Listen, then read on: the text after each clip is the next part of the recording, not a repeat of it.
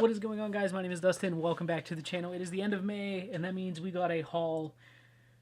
And boy, do we have a haul. I have movies, I have collectibles, I have books, and normally, like, I pick it up and show you, yeah, all these books. So let me explain real quick. Basically, oh man, no editing. Basically, I am in a book exchange group on Facebook, and every month a person is spotlighted, and they put their wish list in there, and then people go and order off that wish list. And May was my month, and yeah, I have more books here than I know what to do with. So normally when I do these videos, I do like collectibles first, and then I do books and then movies. Because I have so many books, I'm going to do collectibles and then movies, and then save the books for last. Because I know a lot of people here watch me specifically for the movie content, so I'll show you that. And if you want to watch the books, great. I highly recommend it because there are some pretty good things here. Even a lot of them movie related. So if that's something you're into, definitely stick around for the books. But if you leave after the movies, that's perfectly fine. If you leave after the collectibles, that's perfectly fine. So let's go ahead and start with the collectibles. First thing up, you're going to see a theme here a little bit too. My wife and I were at Walmart. I found this and I had to get it because I have other Funko Pops from this line, and that is Stranger Things. So my wife and I are huge fans of the show. We're actually rewatching it for like the 4th or 5th time, which is crazy. We're on season 2 and moving right along. So really excited for season 5 to come out. Sad it's the end, but it is what it is. And I have other Dustin Funko Pops, and I saw this. It was the last one, and I looked at my wife and I said, am I bringing him home? And she said yes. So this is him from season 4 when him and Eddie went to battle. You know, his little combat gear there with the shield, or the garbage can lid with the nails through it, and his little knife sword. Really, really awesome Funko Pop. And I just, something about collecting Dustin Funko Pops is just awesome to me because, I mean, that is my name. So, like, seeing my name on a box and for a show that I love, super, super cool. You may think it's lame, but that's fine. Next up, more Stranger Things. We got these. So Little People, you guys know, if you have kids or when you were kids, you probably remember the Little People. They recently started doing a collector series, and they do them for all kinds of things, and this is definitely geared towards people that are older, because they have some for like the Big Lebowski, they have some for Friends, like they have them for different things. And again, being a fan of Stranger Things, we had to pick this up. I found this at Ollie's, which is like a discount store that you can find around, and this was $10. These things sell for like $30 a piece. They're really expensive, and it's only a little 4-figure set. So for like $30 for this, yeah, I wouldn't have paid that, as much of a fan of Stranger Things. So for $10, gladly, I'll take it. We got Eddie, Dustin, Mike, and Erica, Lucas's little sister, which I just think is cool. It's the Hellfire Club. And the only reason I even know these exist, because I saw this on another TikToker's YouTube video where he went to Ollie's and saw this. This was sent as a gift from a friend of my wife's for our baby, but my wife and I are nerds and we collect things, so this showed up in the mail one day, and I was like, holy crap, I need to know if there's more. And there's one set we don't have, but again, I'm not paying $30 for it. But this is like the big set. You know, this is from like season 1. You have Dustin, you have Eleven, you have Mike, you have Lucas, the Demogorgon, and Will in the Upside Down. I just think it's really cool. The packaging for these is incredible, and I'm super happy. I would love to get that other set if it ever comes down in price. So there's that. That is it for the collectibles. Now we're going to go ahead and move to the movies. Now, to be honest with you, I didn't expect to pick up much. There was really only 2 titles that I got that I knew I was going to get because they were pre-orders. Everything else just kind of happened, and I'm okay with it. So first up here, this is a movie called Shadowland. This was $1 at Walmart, and I really wanted to like it for $1. I mean, there's a reason it was $1, to put it kindly. But the premise sounded great. It says, an ambassador and his family are set to attend a function in rural Scotland when they are ambushed by kidnappers in the middle of the dense forest. The kidnappers are mysteriously taken out. Soon the ambassador, his family, and his bodyguards find that there is something worse out there and that it wants them dead. At an abandoned military base, a crazy old man claims that the killer is an invisible supernatural creature and that its only weakness is fluorescent lights. Together they must use the light to escape the base and evade the wrath of the unknown entity. Sounds really cool. Terribly executed. But it's called Shadowland. Again, for $1. It is what it is. It's definitely one of those movies you put on to just make fun of it. Next up, a movie that, kind of like Night Swim, got a lot of hate during its release, and that is Imaginary. I'm not one, despite what critics say about movies, I'm going to watch a movie regardless, even if the internet's like, that movie's stupid, don't waste your time, it's dumb, you're dumb if you buy it. I don't care. I bought it.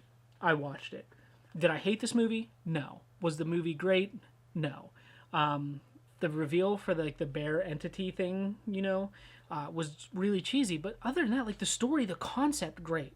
But it's just that bear thing was the only thing that I just found really weird. But other than that, I didn't think the movie was all that terrible. It was definitely a pretty fun watch. And, it's PG-13. It's definitely something the kids can watch. It's not too scary. It did have some pretty good jump scares in it that I wasn't expecting. But I didn't hate it. It was all right. Can't complain. Now, this next one, my Walmart not my Walmart, not my local one, but my wife and I went to a Walmart we don't go to often, and they had one of these, and I picked it up, and I debated buying it from Scream Factory, and I didn't, and I waited, and I'm glad, and that is The Killer Clowns from Outer Space 4K Scream Factory Steelbook. This is amazing. This artwork is amazing. This is my third copy of Killer Clowns from Outer Space. I have just a generic copy that has this really cool artwork, art card thing on the front, and then I have the Arrow Video version, both Blu-rays. This is 4K, and this artwork is incredible. I love the back. I kind of wish the back artwork was on the front, but I really can't complain. It's Killer Clowns. This movie's great. The 4K looks incredible. You get disc art. This is just an extended scene in the back, but you get disc art. You have the 4K disc and the Blu-ray disc. And yeah, it was literally the last one that they had, and I picked it up because I wanted it, and I'm glad I waited. I get impatient when I wait for things in the mail. Next up here, this is my first ever Kino Lorber pickup ever. This is a 4K of Needful Things by Stephen King, and I watched this movie, and I really liked it, and you'll see that I actually have the book as well, which just arrived in the mail today. Because I'm really on this kick of comparing Stephen King films to novels, and I had to. I got a gift card and I used it, and I got Needful Things. So yeah, this was really cool. The slipcover is beautiful, and then you just have normal artwork underneath. It's not reversible, but this was a really good movie, so I'm actually really excited to read the book. Next up here, we have a movie called ISS. Funny enough, just happened to see this at a Walmart, and I was like, I want it because I saw the trailer for this movie. Of all places, I saw it on Vudu because I use my digital codes. I have Vudu because sometimes it's just nice, just convenient to throw on Vudu, and my kids use it, and I have friends that use it that like watching movies, and I even watch them at work when I can't have a physical disc. So we have ISS, and I saw the trailer on Vudu. And this does not come with a digital code, but I saw it, and my son was watching it with me, and he was like, I would totally watch that movie. And I was like, yeah, and the trailer made this movie seem like it was going to be super scary. It wasn't. Again, concept, amazing. And I've actually watched this movie twice since getting it. I watched it once with my son, who's very much into space, and then one with my best friend. And both times I watched this, I really like it. I don't hate this movie. It's super cheap. You can pick it up for $10-15. Do it. I enjoyed this movie. I don't know what more to say about it.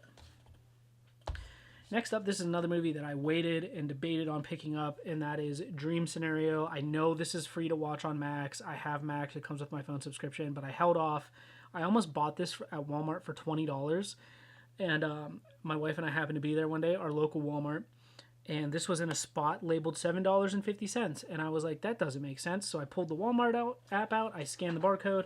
Sure enough, the Blu-ray was $7.50. Again, another movie that I watched, and I absolutely loved it. I don't know how people really felt about this one, but I thought this was good. Nicolas Cage in this movie was super funny. And it's so weird seeing him like balding and like he puts on like kind of this accent. I don't know how to explain it.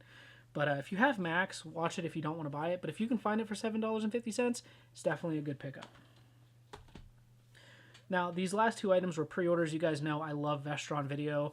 I was super late to all the really cool slipcovers. I don't care about slipcovers really. However, Vestron was like the one line that I would have collected just because they number them. And the slipcovers look so good. They're so cohesive. And it's amazing. But I missed out on them. And some of them sell for crazy prices that I would just never spend for a Blu-ray with a slipcover. So they started putting out steelbooks. And I have every one. I have Maximum Overdrive. I have the two, Little Monsters and Shivers that came out last month. And then this month, they dropped The Gate. I actually own the Vestron Video version of this with a 70s vintage like slipcover Walmart did, but it was the Vestron Video release underneath, not the actual Vestron slipcover. But I picked up the steelbook. This is a good movie from the 80s, good PG-13. This is a good gateway horror movie, no pun intended. But there are a couple scenes where you're like, whoa, that's kind of creepy. But really, really good movie. This steelbook is gorgeous. I've already redeemed the digital code. It just has like the disc art and then like poster artwork underneath, kind of like the other Vestron releases. And the other one they released, which I have not watched, that is The Lair of the White Worm, right? Yeah, I keep wanting to say The Lair of the White Witch, but it's The Lair of the White Worm. And I started watching this movie. I haven't had the chance to finish it because when I started it, my wife was doing her online business and she was preoccupied on her live, and I had the baby, and like I had to like be an adult, and I couldn't actually like finish this. But from what I've seen, this movie is just kind of crazy, weird, trippy. But it's been pretty enjoyable. And the steelbook looks good, so hopefully Vestron keeps it going because I would definitely love to get all of those in my collection. I hope they put them all out. So that would be cool. Now we're going to go ahead and get into this stack of books. I have 1, 2, 3, 4, 5, 6, 7, 8, 9, 10, 11, 12, 13, 14, 15, 16, 17, 18, 19, 20 books. 20. Crazy. Again, I have more books than I know what to do with. My TBR list is now massive. So the first thing, going back to Stranger Things, my wife and I at Ollie's, where I found the Hellfire Club Little People set, we found this, the Stranger Things cookbook, the unofficial Stranger Things cookbook. There are some recipes in here that we definitely want to try. We actually made an adult beverage that's in here called the Cuba Libre. Super good. Really, really enjoyed it. But there's some things in here that I cannot wait to make. Some of them are kind of gimmicky, like the little Demogorgon like pastries, and there's like a Demogorgon pizza. So it's just like inspired by things out of the world of Stranger Things. So nothing like official. Hopefully they do an official one, but yeah, this is a really cool cookbook, and like I said, we already made an alcoholic beverage and many more to come, so there's that. Next up, this is my current read. This is the book of the month for May of 2024. I actually paused my subscription for this month because we just have a lot of things coming up, and financially it would just be stupid to spend money on books. So this is the book I'm reading. This is Middle Tide by Sarah Crouch, and so far so good. I'm like 100 and I'm just like a little over 100 pages in. 114 pages in. It's not a very thick book. It's only a couple hundred pages. Basically, it's about a murder that happened in this town, and it's crazy because what happened during this murder was like ripped right out of like this author who lived in this town's book. He moved out of this town, tried to write, failed as a writer, and yeah, it's like pinpoint accurate to how he wrote this in his book years prior to the murder actually taking place. So really, really cool concept, and so far so good. Next up, this is one that my wife is reading again. So I bought that off this. All these other ones, minus the next two, were all gifts off my wish list for that book club. This is one of them. This is one of the gifts off the wish list. This is Tender as the Flesh. My wife is currently reading this one. She's like, I think 50 pages in. We only really have time to read at night because of the kids. She said so far it's a pretty tough read. So this is probably going to be my next read. Again, very short book. This is basically about how animals were all diseased and you couldn't eat their meat anymore. So then they started eating humans and processing humans like they processed animals. So that's all I can say about it. And my wife she said it's been pretty tough, especially if you're parents. Then there's some things in here that might make you feel a little uneasy. But we have Tender is the Flesh. Next up, this was a gift from my wife for our anniversary. It was May 22nd. This book came out the day before our anniversary. And my wife got this for me, and that is You Like It Darker by Stephen King. So this is like a bunch of short stories. I'm really pumped. Before I dive fully into this, I need to read Cujo, because there's a sequel in here called Rattlesnakes. So it's the sequel to Cujo. I've never read Cujo. So I need to get my hands on Cujo before I actually start going through this book. But yeah, I absolutely love Stephen King, and I'm super excited to dive into the short stories.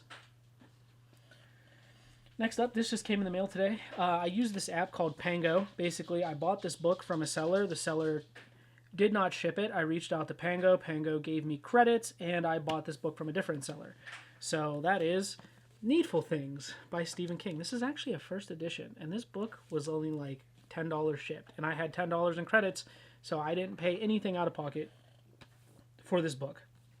This is a big one, well over 600 pages.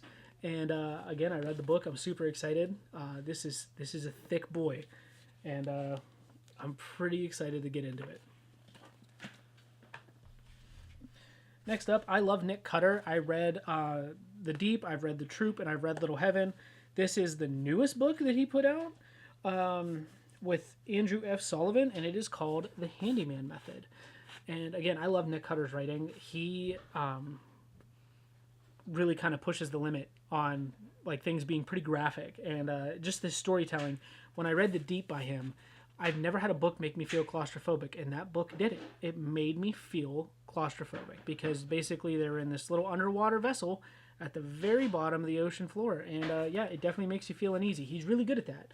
So I'm really excited to check this book out. This will probably definitely be my read after Tender is the Flesh, because I cannot wait to dive into this. I might even read this first. I don't know. Next up, this is one that I believe I saw like recommended from somebody on TikTok, or I saw an ad for it. I don't know, but it's called The Devil Crept In. It seems like something I would really like. Yeah, I don't know. I really don't know much about it. So if you want to know more, definitely look it up. From what I've seen, this Anya Alborn, Anya, I don't know how to say her name. A lot of people call her the female Stephen King. So apparently it's like very reminiscent of King. And obviously liking Stephen King, I really hope I like this book. Speaking of Stephen King, we have Mr. Mercedes. This is from the Bill Hodges trilogy. I read Holly and I loved it. And I need to get the other two books in the series. But first I'm going to read Mr. Mercedes. There is a series on Peacock called Mr. Mercedes that has to deal with this trilogy. So really excited to check it out. Nice hardcover, beautiful, beautiful artwork, super shiny. I really enjoy it.